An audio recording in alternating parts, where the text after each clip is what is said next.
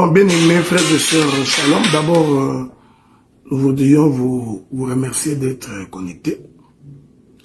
Et nous bénissons Dieu parce qu'il est celui qui nous accorde la vie. Nous vivons comme ça grâce à Dieu. Nous respirons de cette manière grâce à lui. Et que la paix de Dieu soit donc l'apanage de tout un chacun. Je voudrais, avant de pouvoir commencer, d'abord présenter mes vœux le meilleur à tous les fils de l'éternité. Je voudrais donc présenter mes vœux le meilleur à tous les enfants de Dieu. Présenter mes vœux le meilleur à tous ceux qui sont amoureux de la parole. Vous qui adorez le Seigneur, vous qui avez le souci de la vie éternelle, vous pour qui le Seigneur a versé de son sang. Donc, je voudrais saisir cette occasion d'abord pour vous souhaiter mes vœux le meilleur. Mes vœux le meilleur en Christ Jésus. Que l'année que nous venons de commencer vous apporte beaucoup de paix, beaucoup de bonheur. Mais c'est comme j'ai toujours dit, ce n'est pas parce que tu es entré dans une année que les choses marcheront. Pas nécessairement. C'est-à-dire que quand tu n'es pas en Christ Jésus, en réalité, tu ne peux pas t'en sortir, quelle que soit l'année. Voilà pourquoi, quand nous voulons vous présenter nos vœux le meilleur, nous vous les présentons en Christ Jésus. Ok? Parce que nous croyons que la solution est en Christ Jésus.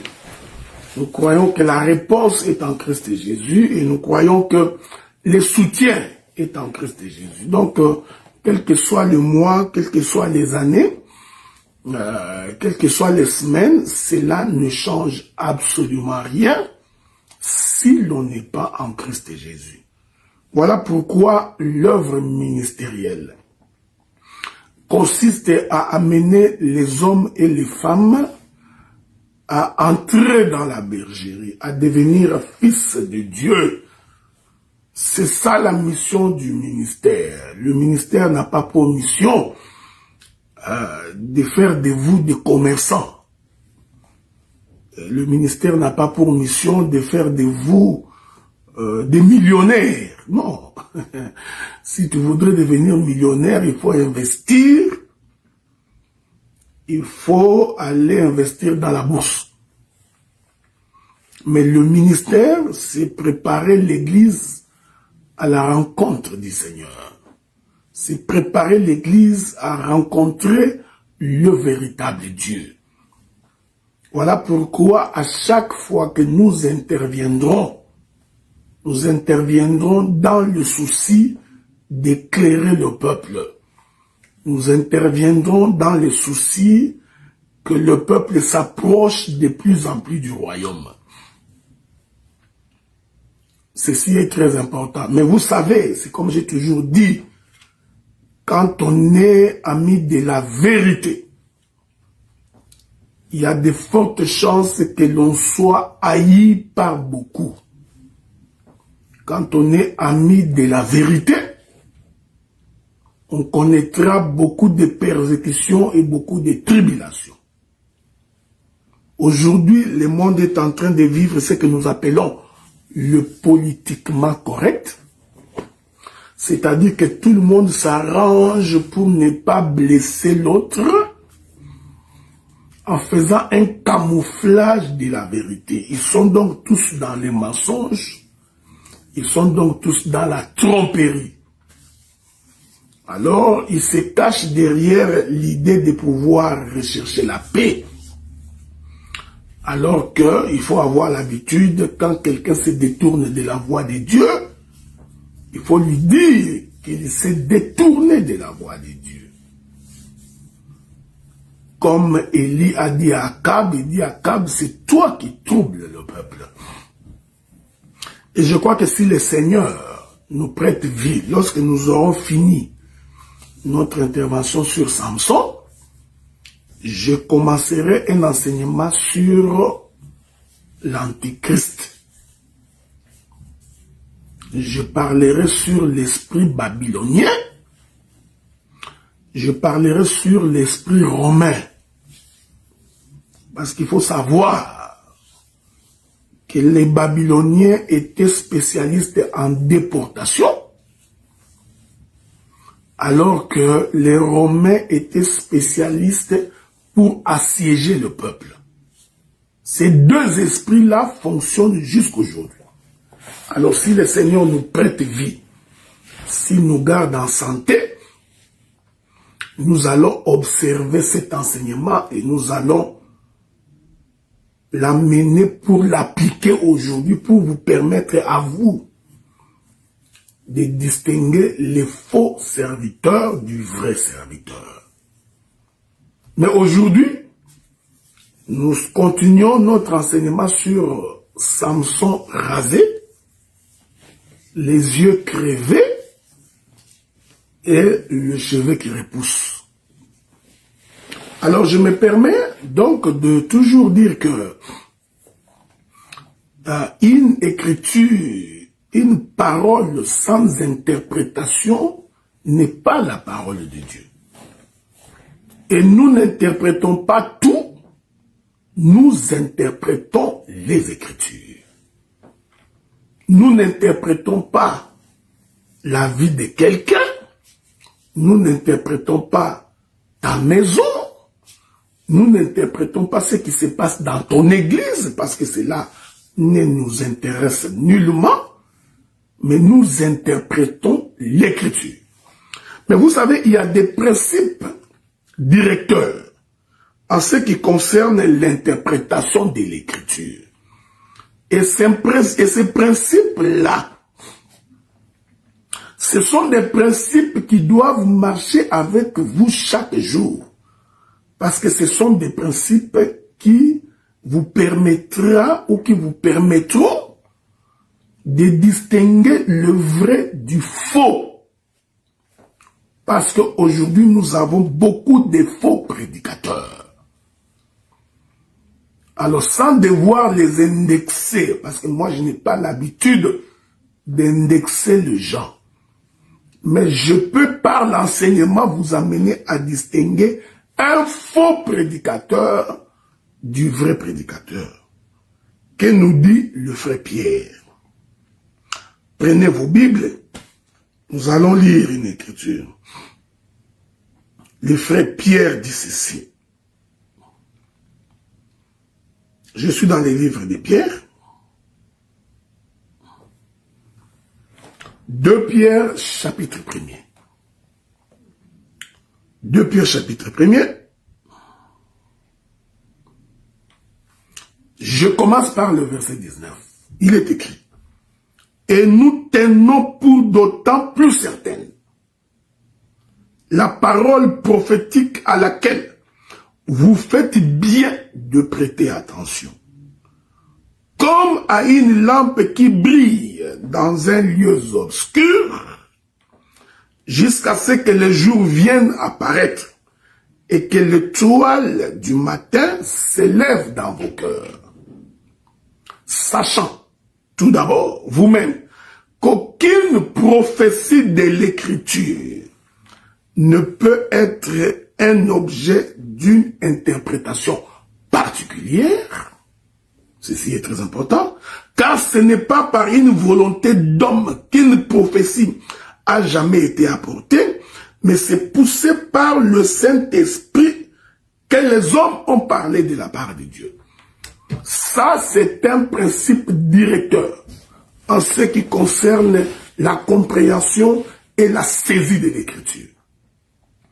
Que la parole de Dieu ne peut pas faire l'objet d'une interprétation particulière.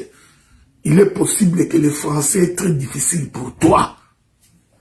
Voilà pourquoi nous allons simplifier dans la langue de Voltaire, pour que tu sois capable de comprendre et de saisir. Qu'est-ce que cela veut dire? Cela veut dire que quelqu'un ne peut pas prendre l'écriture de la Bible et en faire sa propre application. Personne ne peut s'identifier aux Écritures.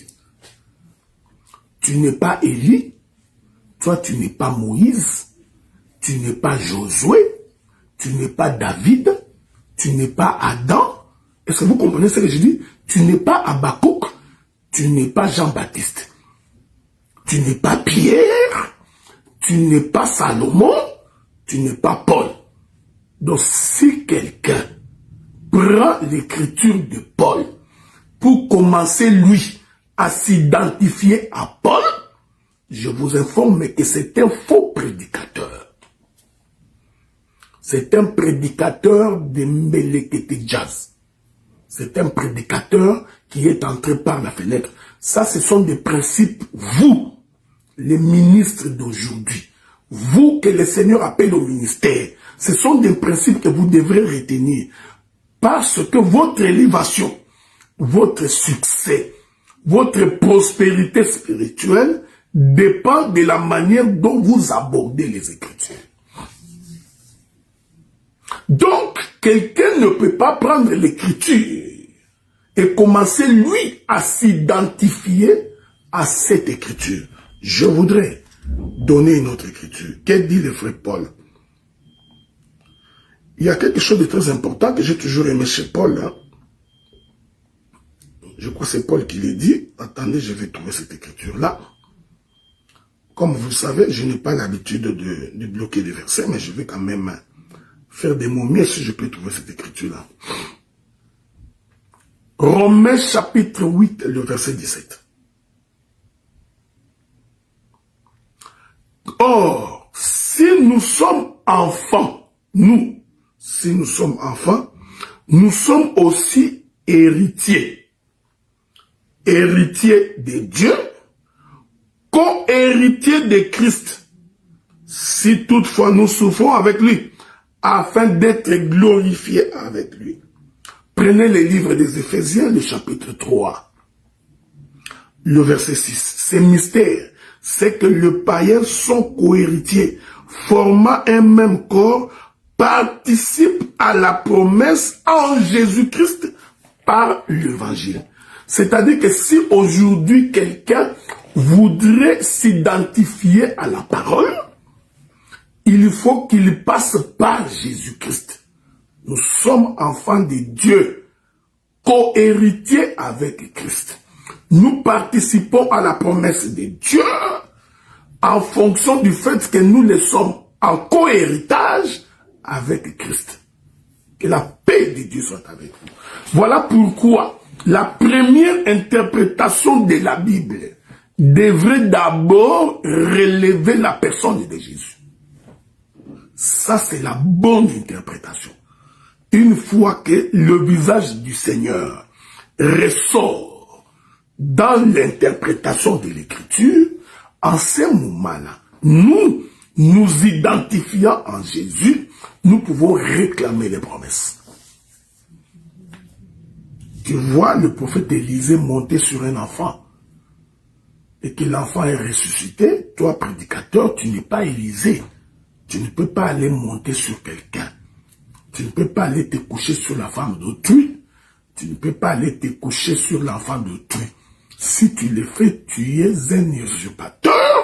C'est un ministre qui ne comprend pas les Écritures. Voilà pourquoi j'ai toujours dit que l'interprétation de l'Écriture est la chose importante qui nous permet de distinguer que cet homme a le ministère.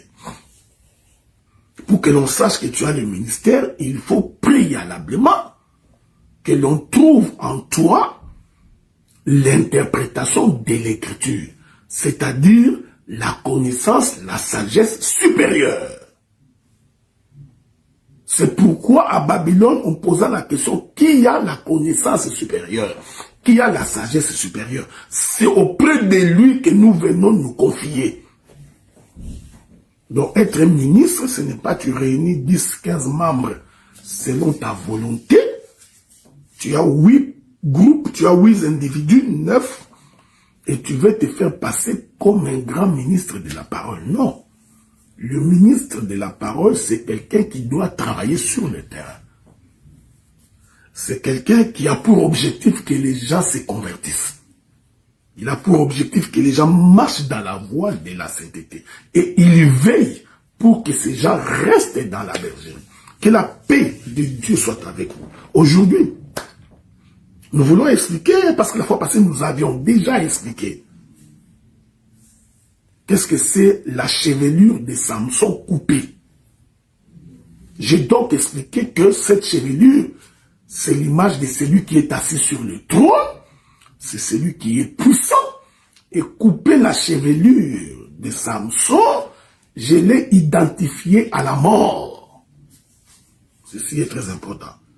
Couper la chevelure, je l'ai identifié à la mort de notre Seigneur Jésus-Christ. J'ai d'ailleurs, à ce sujet-là, expliqué que lorsque l'on mit la tête de Samson sur les cuisses de sa femme, j'ai identifié que ces cuisses-là de sa femme représentaient l'œuvre de la croix, représentaient la montagne de Golgotha. Et à ce titre-là, j'avais touché l'écriture d'Ésaïe, qui a expliqué que la mort de Jésus s'explique comme étant la tondaison de la brebis, c'est-à-dire le rasage de la brebis, que la paix de Dieu. Donc, quand on rase quelqu'un, prophétiquement, raser veut dire l'amener à la mort. Est-ce que vous comprenez ça? C'est important que vous saisissiez cela. Raser veut dire la mort. Voilà pourquoi, lorsqu'on rasa Samson, il devient faible, il devient comme un homme ordinaire. Il perd sa puissance, il perd sa force, il perd le souffle de vie. Que la paix de Dieu soit avec vous. Écoutez bien. Donc quand on rase quelqu'un, cela présuppose sa mort. Je voudrais donc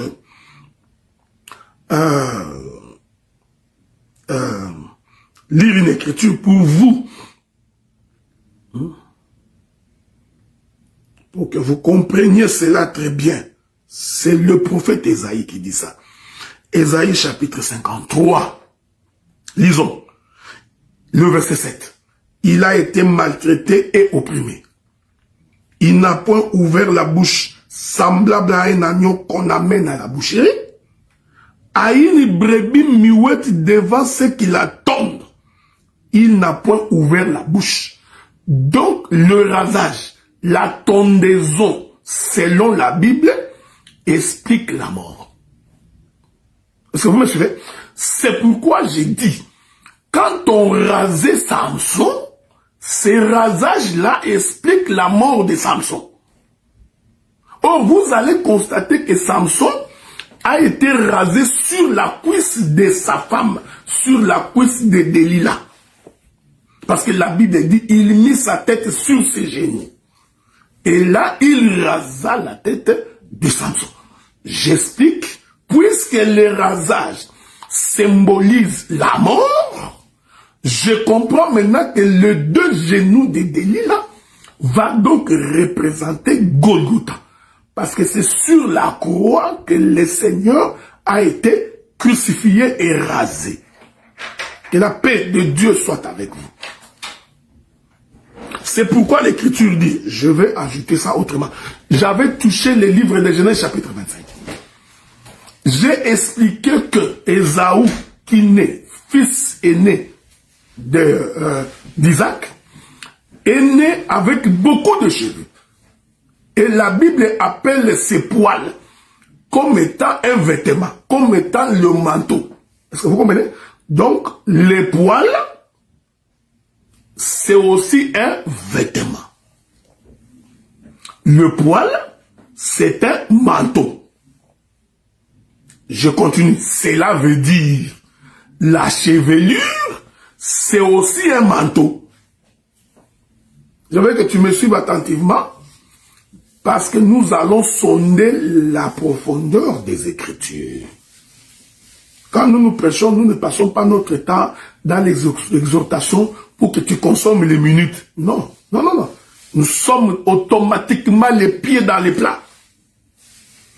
Les poils constituent un manteau.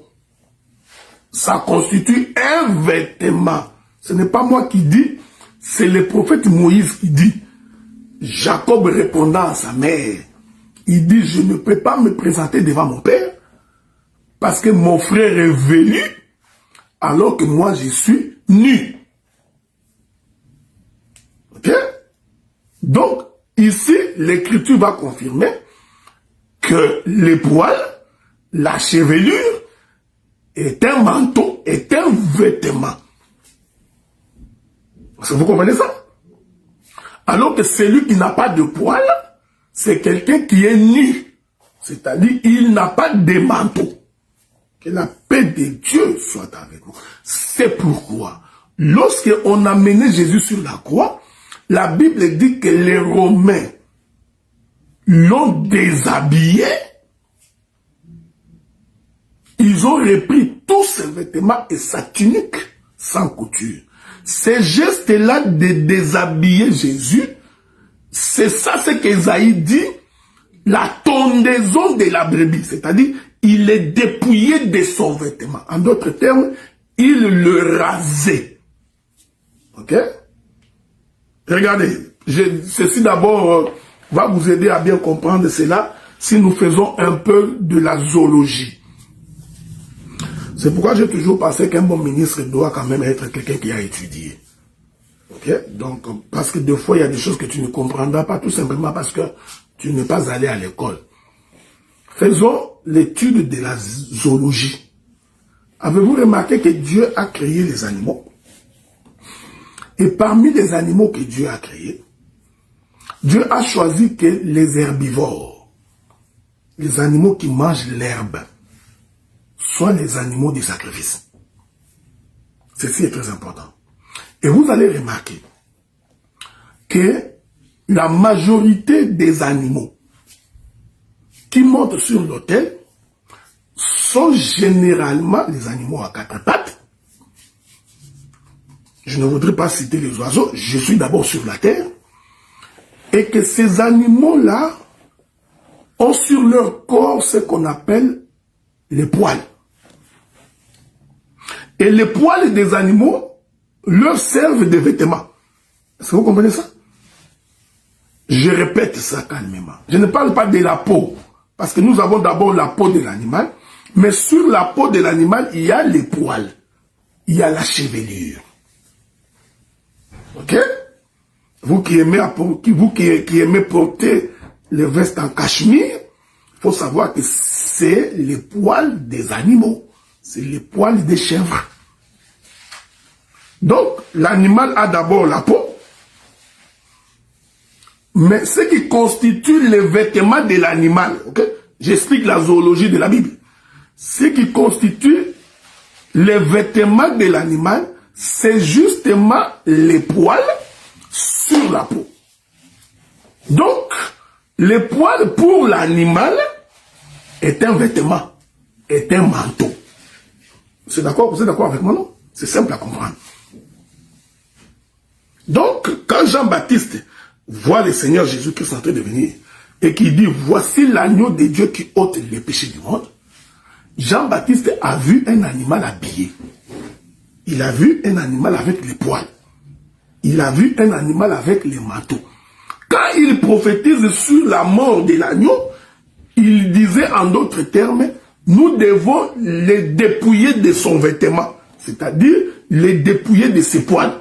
Or, pour dépouiller l'animal de ses poils, il faut faire quoi? Il faut les raser. La paix de Dieu soit avec vous. Nous comprenons maintenant que raser Samson, en réalité, c'est la mort de l'agneau.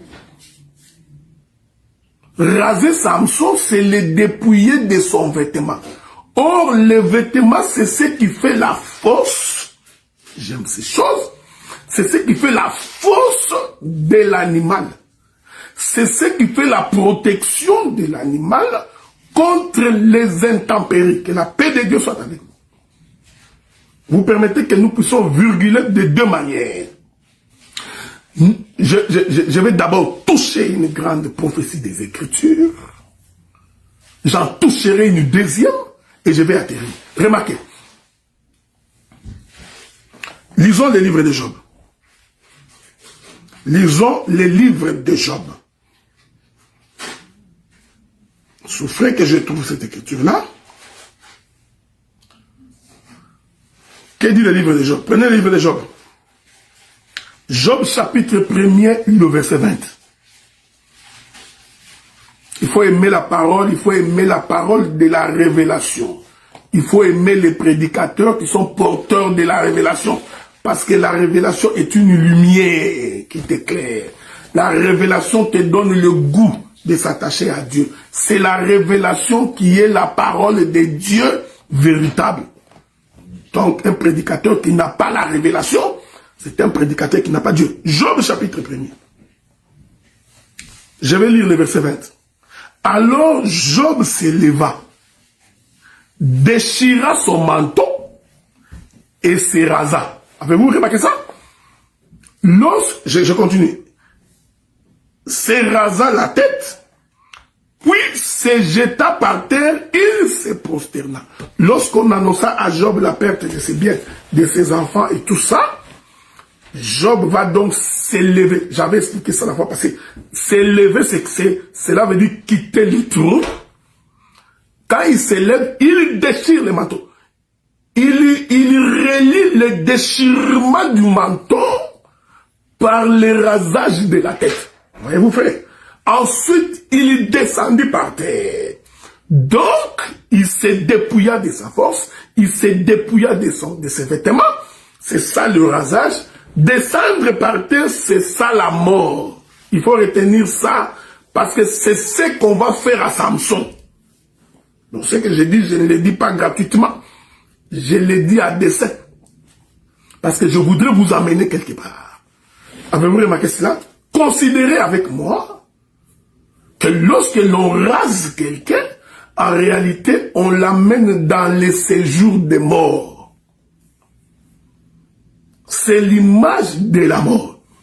C'est pourquoi je voudrais dire, une fois que vous avez compris que la mort est identifiée au rasage, est identifiée au dépouillement de vêtements, est identifié au dépouillement de la puissance. C'est ça le rasage. Que la paix de Dieu soit avec vous. Quelle des choses à dire.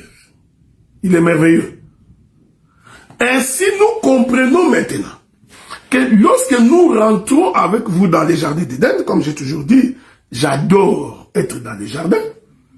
Et j'entre et j'en sors sans coup ni blessure.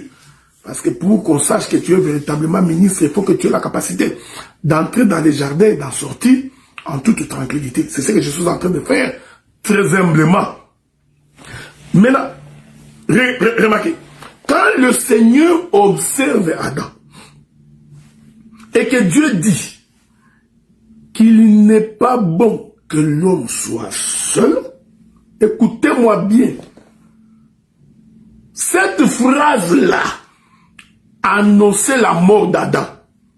Quand Dieu dit qu'il n'est pas bon que l'homme soit seul, je lui ferai une aide semblable. Cette phrase-là, c'est toute une dispensation. Il est merveilleux. Remarquez. Parce que je vous ai dit que le rasage, c'est la mort. Est-ce que vous comprenez ça? Le rasage, c'est la mort. Donc, quand Dieu dit à Adam qu'il n'est pas bon que l'homme soit seul, je lui ferai une aide semblable, Dieu venait de prophétiser sur les rasages d'Adam. Que la paix de Dieu soit avec vous. Parce qu'en réalité, quand Dieu regardait Adam, il a trouvé que Adam avait beaucoup de cheveux.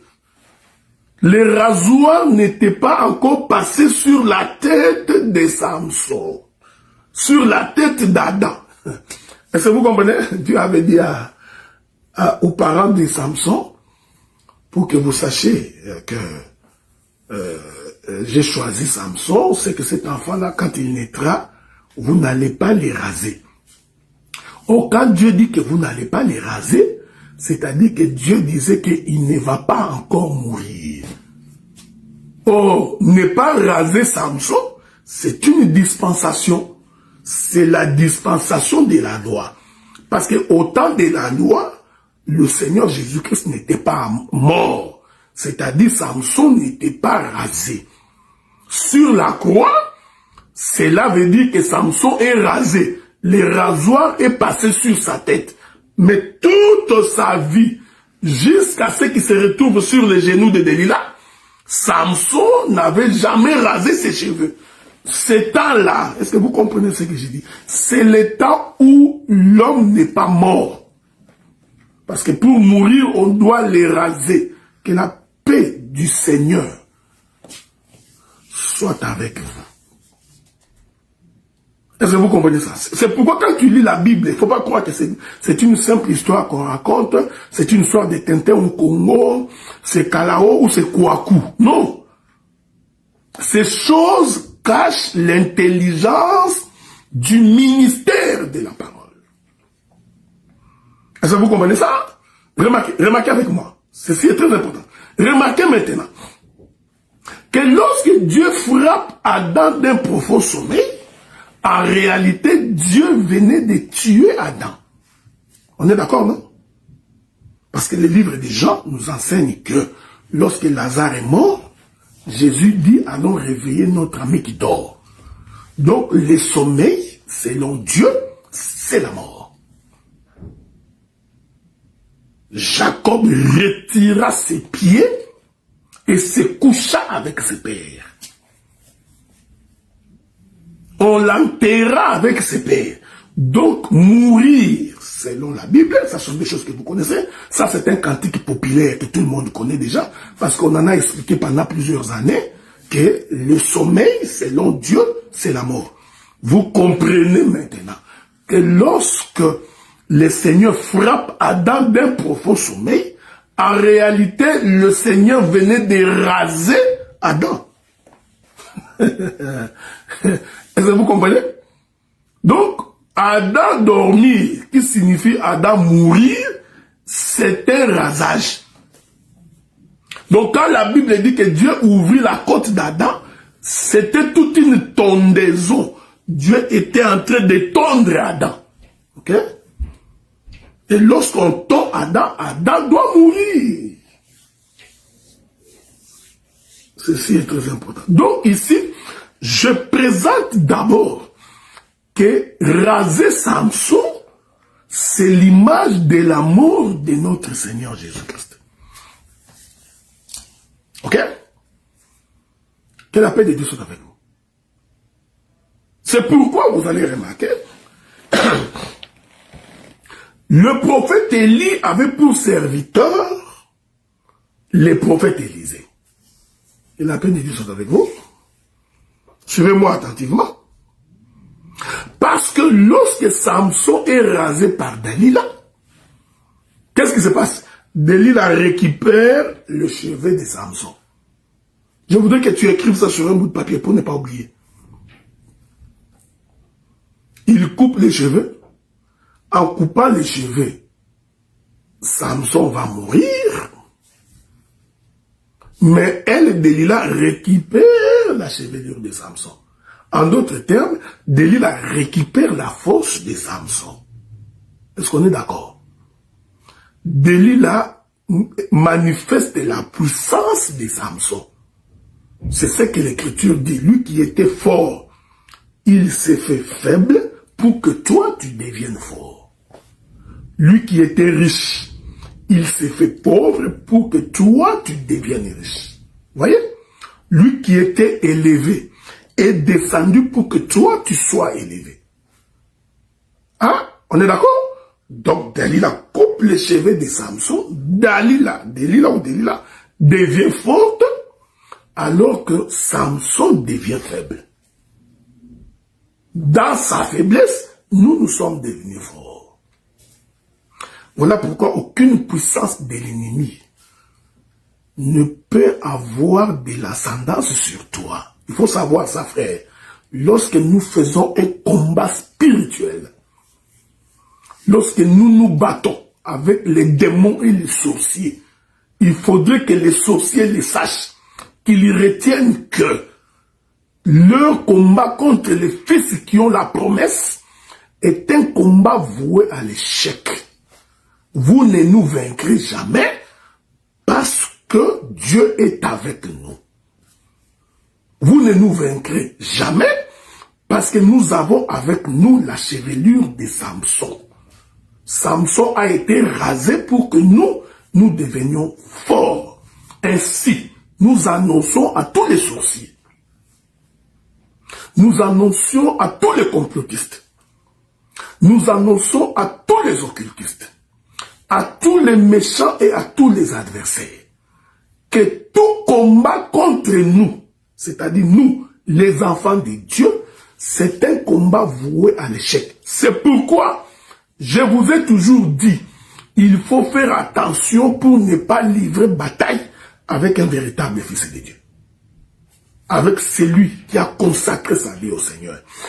Faites attention parce que tu perdras ce combat-là et ce combat-là peut t'entraîner à la mort. Est-ce que vous comprenez? Donc, on rase Samson pour que Delilah devienne forte. Est-ce que vous avez écrit? Écrivez ça. Il faut saisir ça parce que ce que je vais dire maintenant, tu comprendras. Qu'est-ce que je voudrais dire? Élie avait pour serviteur Élisée. Ici, je suis en train d'expliquer Samson et Delilah, mais dans le corps d'Élie et d'Élisée. La Bible dit que ce qui faisait la force d'Élisée, c'est son manteau. On va lire. Lisons, ça vous aidera à pouvoir saisir ce que j'ai dit. Lisons les Écritures. Lisons les Écritures. Nous nous excusons, vous savez, quand nous prêchons sur les nets, nous essayons d'être beaucoup plus révélationnaires. Nous sommes beaucoup plus profonds. Mais quand nous sommes à l'église, nous tenons compte des nouveaux-nés, de ceux qui marchent à quatre pattes, des vieillards. Donc nous essayons de ne pas être beaucoup plus révélationnels pour les aider. Je voudrais que nous lisions une écriture.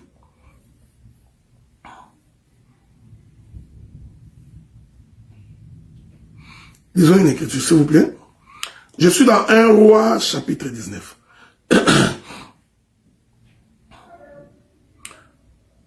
Écoutez ce que la Bible dit. Quand Élie l'entendit, il s'enveloppa le visage de son manteau. Il sortit et s'éteint à l'entrée de la caverne. Et voici une voix lui fit entendre ces paroles. Que fais-tu ici, Élie? Je continue. 1 Roi chapitre 19, verset 19. Élie partit de là, il trouva Élisée, fils de Japhta, qui labourait. Il y avait devant lui 12 paires de bœufs. Il était avec la 12e. Élie s'approcha de lui, il jeta sur lui son manteau. Je vais vous ajouter d'autres écritures. 2 Rois chapitre 2, verset 8. Vous voyez? Que la paix de Dieu soit avec vous. 2 Rois chapitre 2, verset 8. Lisons. Alors Élie prit son manteau. Il les roula et en frappa les eaux qui se partagèrent ça et là. Ils passèrent tous deux à sec. 2 Rois chapitre 2, verset 13. Il releva les manteaux qu'Élie avait laissé tomber. Puis il retourna, s'arrêta au bord du Jourdain. Que la paix de Dieu soit avec nous. Je vous ai lu ces écritures. Juste pour vous aviser que la paix de Dieu soit avec vous. Hein, qu'on n'a pas beaucoup de temps, c'est pas grave. Que le Seigneur nous garde et qu'il nous préserve. Nous pourrons continuer même dans 2 semaines. Regardez. Je n'ai même pas touché les yeux crevés. Regardez. Élie avait un manteau. Je vous ai dit tout à l'heure que le manteau comme un vêtement, c'est le poil. Est-ce que vous comprenez ce que j'ai dit? J'ai expliqué que le manteau, c'est le poil. Donc, quand on tondait la brebis, qui est la mort de Jésus, en fait, on les dépouillait de son manteau. Que la paix de Dieu soit avec vous. Ici, l'écriture confirme que Élie avait son manteau. Et Élie va faire le miracle avec son manteau. Il roula le manteau. Ok? Ce n'est pas l'objet de mon intervention. Parce qu'avant de frapper les os, il faut rouler les manteaux. Quand tu roules les manteaux, il devient un livre fermé. Hein? Quand on roule les manteaux, il devient un livre fermé. Que la paix de Dieu soit avec vous. Il va donc prendre ses manteaux, il frappe sur les os et les os se déchirent. C'est-à-dire le manteau représentait la puissance d'Élie. C'est alors que Élisée, son serviteur, la Bible dit que c'est un homme qui avait la calvitie. Il dit, ben, moi je n'ai plus de calvitie, hein, je me suis arrangé pour ne plus avoir de calvitie. Ok? Donc, il faut pas aller dire, non, tu connais le docteur Adela, non, c'est le frère qui prêche là avec la calvitie. Non, je n'en ai plus, ok? Oubliez ça. Disons l'écriture. Disons l'écriture. Hein? Donc, je ne sais pas si j'ai trouvé cette écriture-là. C'est dans le livre du roi, je crois. Souffrez, hein? Je sais de... Ah. Bon, je suis dans les livres de 2 rois. 2 rois chapitre 2, je crois. Ok? Voilà. 2 rois chapitre 2, le verset 23. Ok? 2 rois chapitre 2, verset 23. Ne vous en faites pas, je n'ai pas la calvitie. Donc, ça m'a coûté quand même beaucoup d'argent.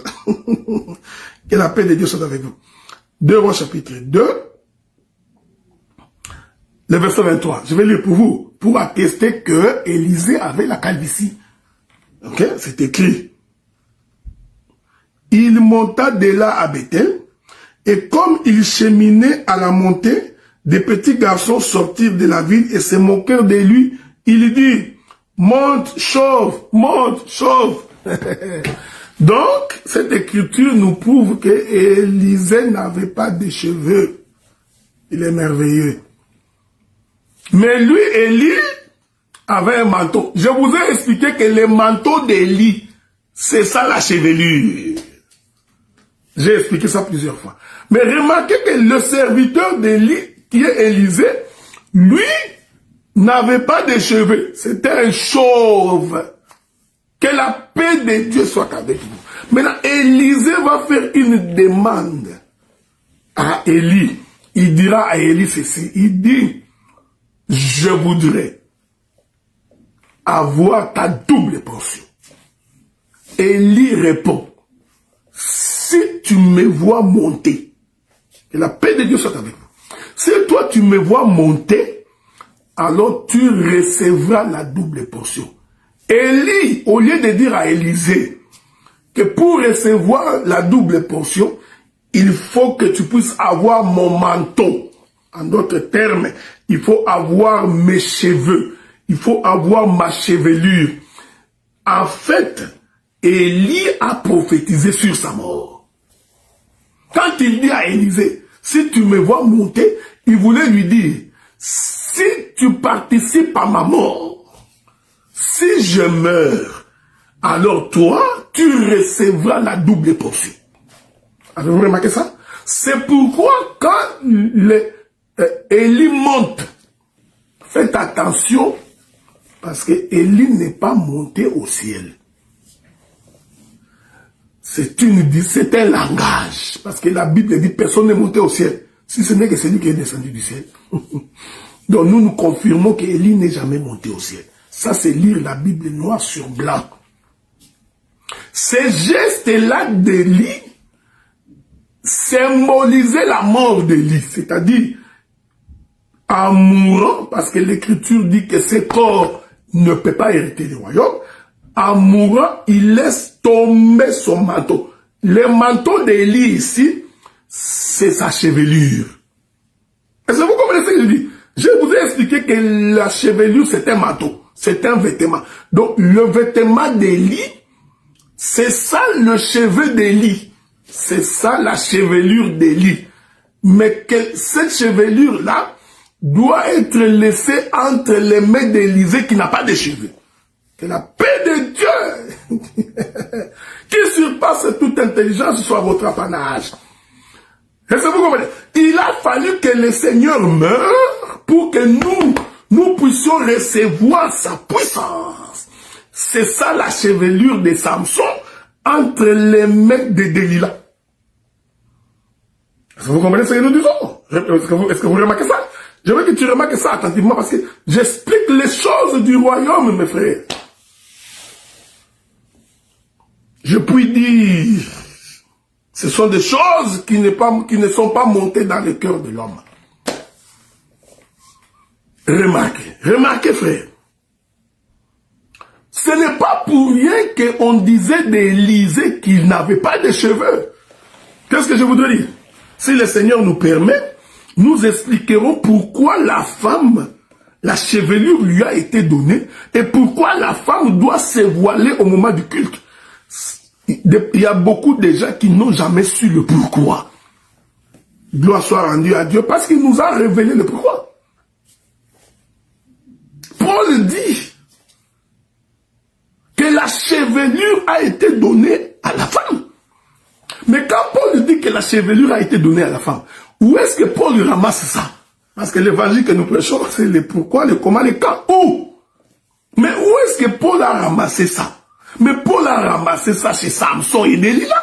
Parce que c'est là-bas que Paul a vu de quelle manière Samson prenait ses cheveux. Il donnait. Parce que je vous informe que c'est Samson lui-même qui a donné ses cheveux. C'est lui-même qui a dit à Delilah, si tu fais passer les rasoirs, s'il n'avait pas livré les secrets, Delilah n'allait jamais avoir les cheveux de Samson. Voilà pourquoi le Seigneur dit, j'ai le pouvoir de donner ma vie et de la récupérer. Ok? Il dit aux soldats romains qui sont venus l'arrêter, il dit, prenez-moi, mais laissez partir ceci. Donc il s'est donné lui-même. Je te forme que Samson s'est donné lui-même. Voilà pourquoi on empêcha Jésus de monter à Jérusalem. On lui dit, si tu montes à Jérusalem, on va te tuer. Jésus savait qu'il allait mourir. Donc il a donné sa vie lui-même. Il a donné sa vie pour que toi, tu deviennes fort. Pour que tu deviennes puissant. Voilà pourquoi j'ai dit et je le déclare qu'aucune puissance de l'ennemi ne peut te renverser. Ils te feront la guerre, ils ne te vaincront jamais. La guerre, ils te la feront. Le combat, tu l'auras. Les critiques, tu en auras. Les calomnies. Mais je te rassure que ces gens-là, ils échoueront et ils échoueront toujours. Parce que le Seigneur est de ton côté. Vous savez, il y a beaucoup de gens qui pensent que servir Dieu, c'est une vie de paix. J'ai entendu quelqu'un qui dit, mais docteur Adela, pourquoi tu es tellement critiqué et combattu? Je leur ai dit, parce que je suis un partisan de la vérité. Je m'arrange pour me tenir du côté de la vérité. Même si tout le monde coalisait, même si on écrivait 50 lettres d'excommunication, je me tiendrai du côté de la vérité. La Bible dit, ne vous associez pas au grand nombre pour violer la justice. Nous n'allons jamais, nous n'allons jamais nous associer au grand nombre pour faire plaisir à quelqu'un. Qu'il le sache et qu'il le retienne. Nous ne ferons jamais de courbettes devant un homme, qu'il soit père ou grand-père. Nous ne le ferons pas. Je vais vous lire une écriture. Souffrez que je vous lise une écriture. Hein? C'est très très important parce que beaucoup de gens ils ne savent pas pourquoi nous prions le Seigneur. Ok? Alors je voudrais, si vous le permettez, vous trouver une écriture que je voudrais vraiment partager avec vous, c'est très important. Il est où cette écriture-là? Pourquoi il ne vient pas? Attendez, attendez, parce qu'il y a une écriture que je suis en train de chercher, mais cette écriture-là, je ne la vois pas. Je ne sais pas pourquoi je ne la vois pas. Mais... Ok, bon, attendez, non, attendez, soyez en paix. Bon, voilà. Qu'a dit le frère Paul? J'aime le frère Paul, hein? Le ministre par excellence que nous connaissons dans la Bible. Il dit ceci dans les livres de 2 Corinthiens. 2 Corinthiens chapitre 11. Lisons. 2 Corinthiens chapitre 11. Écoutez ce que le frère Paul dit. Je crois que c'est ici que je vais finir pour aujourd'hui. Nous allons probablement continuer la fois prochaine. Frère Paul, dans le livre de 2 Corinthiens chapitre 11, verset 20, il dit ceci.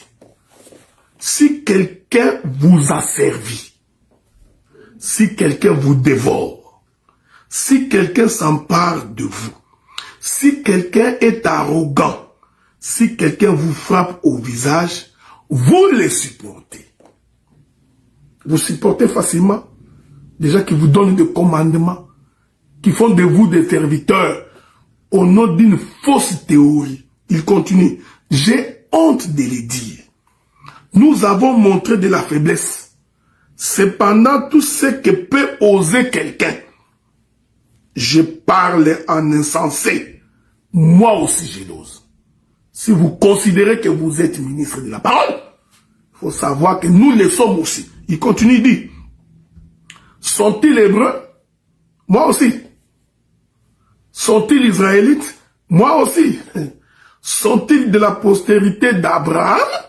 Moi aussi. Sont-ils ministres de Christ? Je parle en homme qui extravague. Je le suis plus encore par le travail, bien plus par le coup, bien plus par les emprisonnements, bien plus souvent en danger de mort. Ça, c'est un ministre de la parole qui parle, frère. Donc le ministère, ce n'est pas du miel, frère. C'est tout un combat de chaque jour. Mais ce combat-là est lié au fait que vous dites la vérité devant les gens et les gens ne supportent pas la vérité. Il continue. 5 fois j'ai reçu des juifs, 40 coups, moins 20. 3 fois j'ai été battu par des verges. 1 fois j'ai été lapidé. 3 fois j'ai fait naufrage. J'ai passé 1 jour et 1 nuit dans l'abîme. Fréquemment en voyage. J'ai été en péril sur le fleuve. En péril de la part des brigands. En péril de la part de ceux de ma maison. Les hommes avec qui nous mangeons, nous buvions. Ce sont ces mêmes hommes qui vont te combattre. Ce n'est pas quelque chose de nouveau, frère. Mais si le Seigneur n'autorise pas ta mort, tu ne mourras pas. Je continue. En péril dans les déserts, en péril sur la mer, en péril parmi les faux frères. De faux frères qui passent leur temps à combattre ceux qui ont la chose de Dieu. Je voudrais te donner la parole de la foi. Élie est monté, il a laissé son vêtement, son manteau, qui est en réalité sa chevelure. Il a laissé ça entre les mains d'Élisée. Élisée qui était sans cheveux, c'est-à-dire Élisée qui était nu, qui n'avait pas de puissance. Vous voyez, quand on est nu, quand on n'a pas de poils, ce n'est pas moi qui dis ça, c'est Jacob qui dit, je suis sans poils, je suis nu. Donc quand on n'a pas de poils, c'est-à-dire qu'on n'a pas de vêtements. Et quand on n'a pas de vêtements, on est exposé aux intempéries. On devient la proie de l'ennemi. On est facilement mangeable et bouffable. Ta comestibilité est absolue. Pourquoi? Parce que tu n'as pas le vêtement. Tu n'as pas la protection. Voilà pourquoi le Seigneur devrait mourir sur la croix. Pour que nous qui n'avions pas de force, que nous devenions forts. Pour que nous qui n'avions pas d'espérance, que nous puissions avoir l'espérance. Pour que nous qui étions éloignés de Dieu, que nous puissions nous rapprocher de son royaume. Tu es un bienheureux de Dieu. Parce que le Seigneur de gloire t'a donné sa chevelure, qui est son manteau. J'aime ces choses. Il est merveilleux. J'aime ça. Afin que les forces du mal ne puissent t'atteindre. C'est ça la chevelure de Samson coupée. Et celui qui récupère les cheveux, c'est une étrangère. C'est Delilah. C'est l'image d'Élisée. Voyez-vous? C'est ça Élisée qui récupère le manteau d'Élie. Je vais finir. Laissez-moi finir. Mais je finirai avec un exemple des Écritures. Un jour, le Seigneur se promenant. Il regarde ses disciples. Il leur dit, le Fils de l'homme doit être livré entre les mains des impies. Pierre prend la parole. Il dit, tu ne mourras pas. Jésus regarde Pierre, il dit, arrière de moi, Satan. Car ta pensée là, elle est diabolique. M'empêcher moi de mourir, c'est empêcher que toi, aujourd'hui, tu sois un homme fort. M'empêcher de mourir, c'est m'empêcher de prendre mon vêtement, qui est ma chevelure, que je ne puisse pas donner ça à une femme. Voilà pourquoi quand un homme se marie, il doit rassurer sa femme de la sécurité. Il faut que la femme se sente en sécurité quand elle est en présence de son mari. Il faut que la femme se sente en paix, dans la tranquillité. Tout ça pourquoi? Parce que l'homme doit donner sa puissance et sa chevelure. Que la paix de Dieu soit avec vous. Est-ce que vous comprenez ça? Il dit à Pierre, il dit non, arrière de moi Satan. Parce que tu m'empêches d'accomplir toute la prophétie. Il arrive à Jérusalem. Écoutez-moi bien. Jésus regarde les disciples, il leur dit ceci. Il est avantageux pour vous. C'est de votre avantage que je puisse mourir. Voilà pourquoi nous, la mort de Jésus est pour nous un sujet de joie. La mort de Jésus pour nous, c'est un sujet d'acclamation. Quand nous voyons Jésus être frappé, nous sommes très contents. Ce n'est pas que tu regardes les films de la mort de Jésus, tu sors, tu pleures. Nous ne pleurons pas. Nous, quand on fouettait Jésus, nous chantions. Quand on les clouait des clous, nous célébrions. Le Seigneur dit aux disciples, il est avantageux pour vous. C'est de votre avantage. Que moi, je puisse m'en aller. Pourquoi? Parce que si je m'en vais, que la paix de Dieu soit votre apanage. Si je m'en vais, alors le Saint-Esprit viendra. Il est merveilleux. Donc la chevelure, c'est le Saint-Esprit. Aligné mon frère, j'aime ces choses, j'aime ces choses. J'adore ces choses, j'aime ça. Quand je sens ça comme ça, je sens. Il est merveilleux. Souvenez-vous que Élisée n'avait pas de cheveux. Ah, j'aime ça. J'adore ça. Souvenez-vous qu'Élisée n'avait pas de cheveux.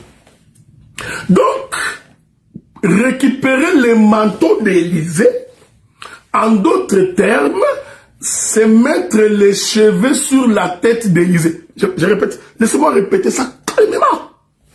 Je vous informe que tout le temps que Élie marchait avec Élisée, pas de cheveux sur la tête.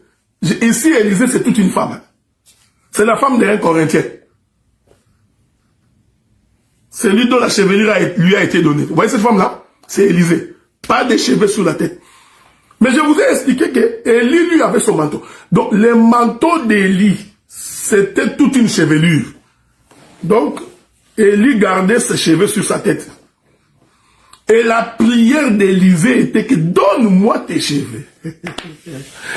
Quand le diable nous observe, quand il nous regarde, il dit ces gens sont revêtus. J'aime ça, j'aime ça, j'aime ça, j'aime ça. Donc, quand Élie monte, Élisée, en récupérant le manteau, en réalité, il était revêtu de la puissance d'Élie. Est-ce que vous voyez ça? Que la paix de Dieu soit avec vous. Hein?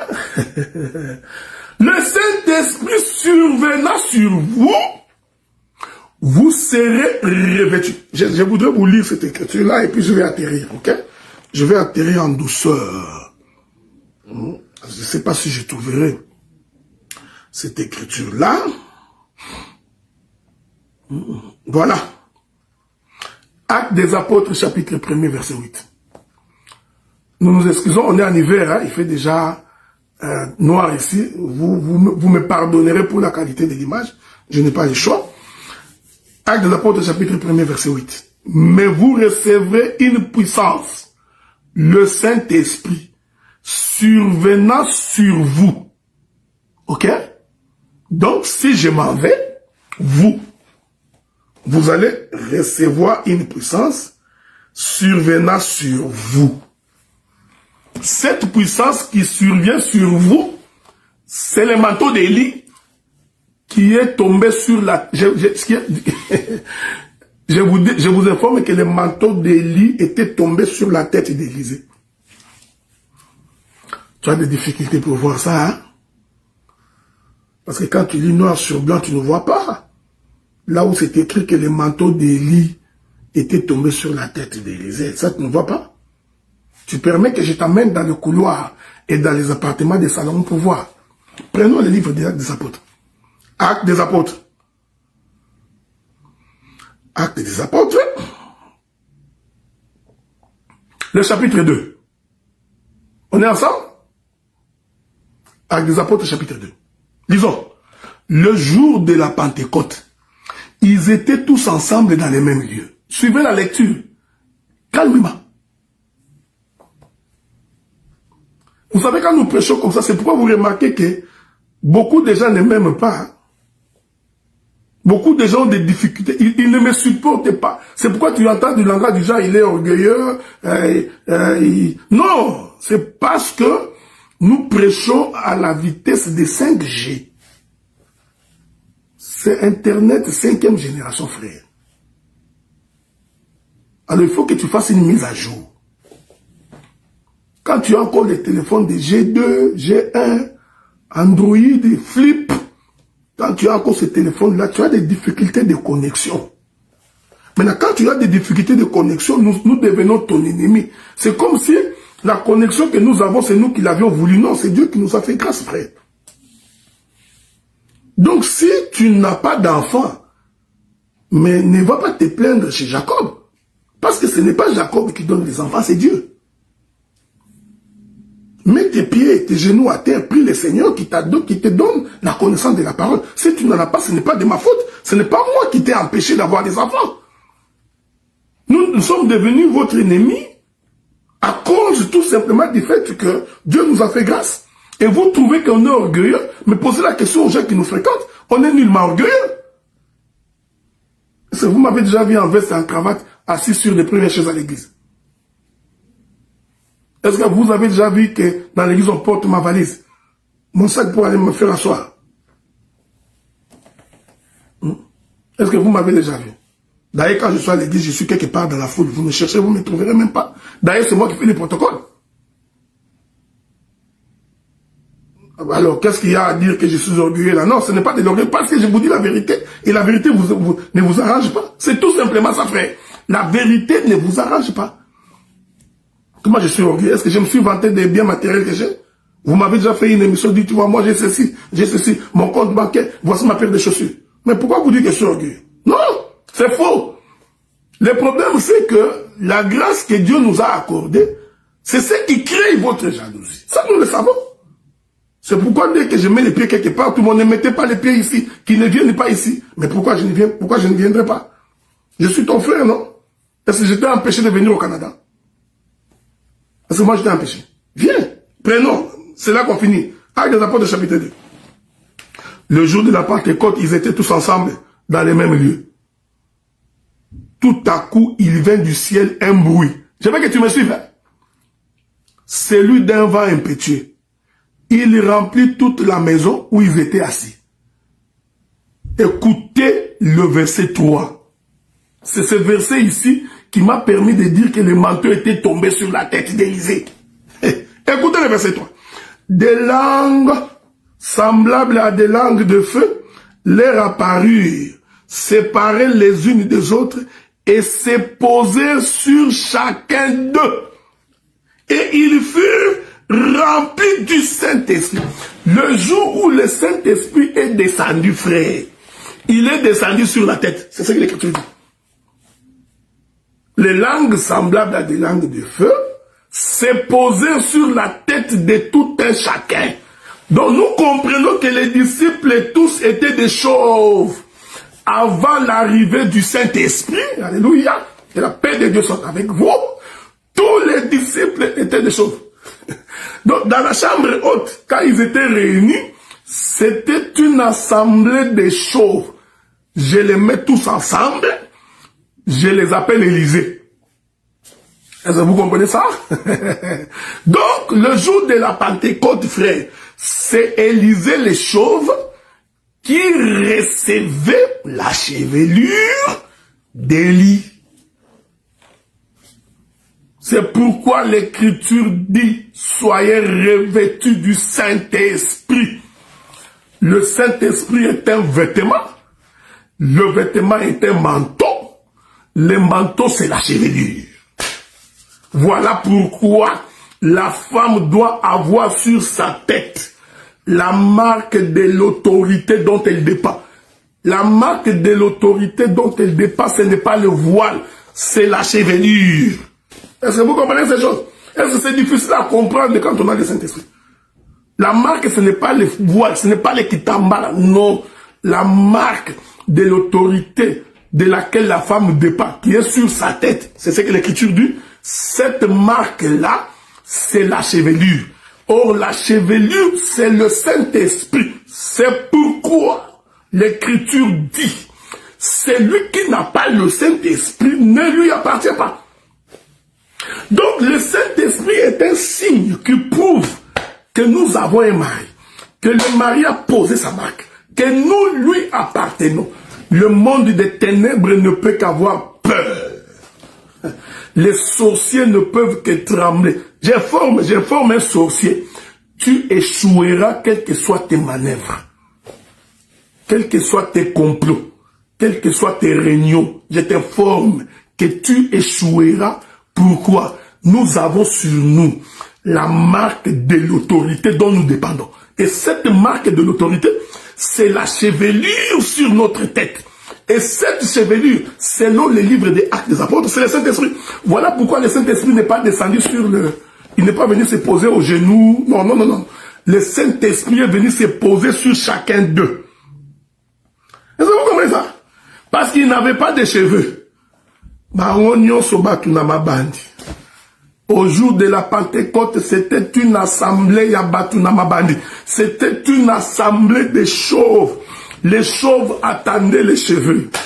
Ouais, quand tu as les cheveux, tu deviens beau. Tu as vu, même moi, tout le monde m'a dit que tu as un rajeuni de 25 ans parce que tu vois. Hein? Donc, voilà pourquoi les femmes, hein, pour les cheveux, hein, elles sont très sensibles. Voilà, bien aimé dans le Seigneur, je n'ai même pas touché les yeux crevés. Je n'ai même pas touché les yeux crevés.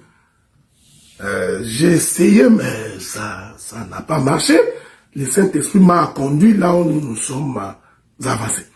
Que la paix de Dieu soit avec vous. Que Dieu vous garde, que le Seigneur vous protège. Il est mort pour vous. Vous avez été libérés, affranchis du péché pour ne pas devenir l'esclave de quelqu'un. Maintenant, je voudrais donner un conseil aux prédicateurs. Si tu voudrais devenir grand, si tu voudrais rester dans la gloire du Seigneur, il ne faut pas t'occuper de tout ce que les autres font. Laisse-les dans leur égarement. Concentre-toi dans l'œuvre. Fais un travail de terrain. Fais la promiscuité, non? Proximité avec le peuple. Sois miséricordieux et compatissant. Tu réussiras. Que ton cœur soit un cœur sincère. Qu'il n'y ait ni rancune dans ton cœur, ni amertume, ni jalousie. Tu réussiras. C'est la clé de la réussite, frère. Beaucoup de gens se posent la question, pourquoi vous êtes devenus aussi nombreux comme ça au Canada? Pourquoi l'église d'Ottawa, vous devenez de plus en plus nombreux? Pourquoi l'église de moi, vous devenez de plus en plus... Je vous donne le secret. Que ton cœur ne soit pas rempli de jalousie. Que ton cœur ne soit pas rempli d'amertume. Aie un cœur sincère. Ne sois pas rancunier, ne sois pas jaloux. Puis le Seigneur en toute sincérité, le Seigneur te soutiendra. Et les gens qui vont te faire la guerre, ils ne réussiront jamais. L'ennemi viendra à vous comme un fleuve, l'Esprit de l'Éternel les dispersera. Dieu mettra toujours à nu ceux qui veulent te faire du mal. Ton problème, c'est ne jamais haïr quelqu'un. Frère, ce que je vous dis là, même si quelqu'un t'a blessé, fais un effort de ne pas les haïr. Que la haine ne t'habite pas.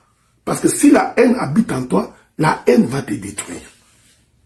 C'est la haine qui sera ta propre chute.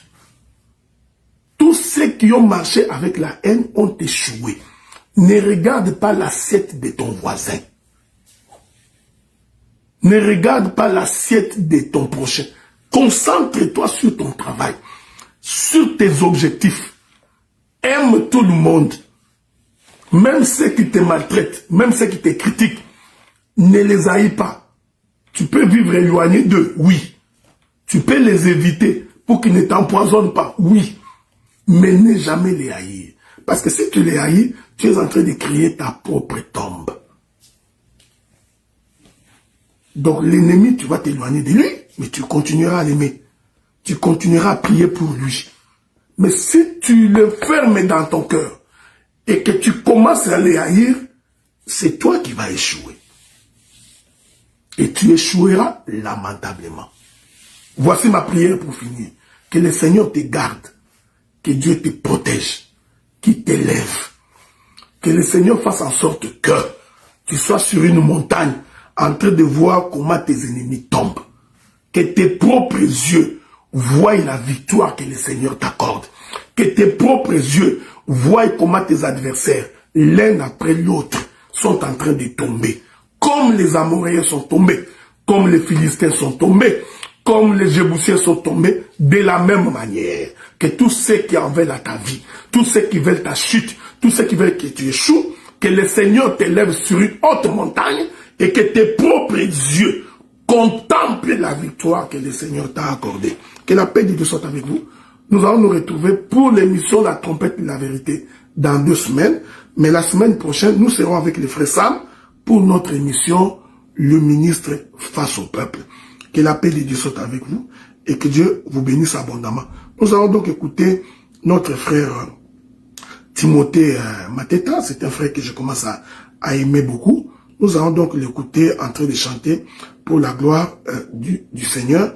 Et nous allons donc finir notre intervention d'aujourd'hui. Que la paix de Dieu soit avec vous, ok?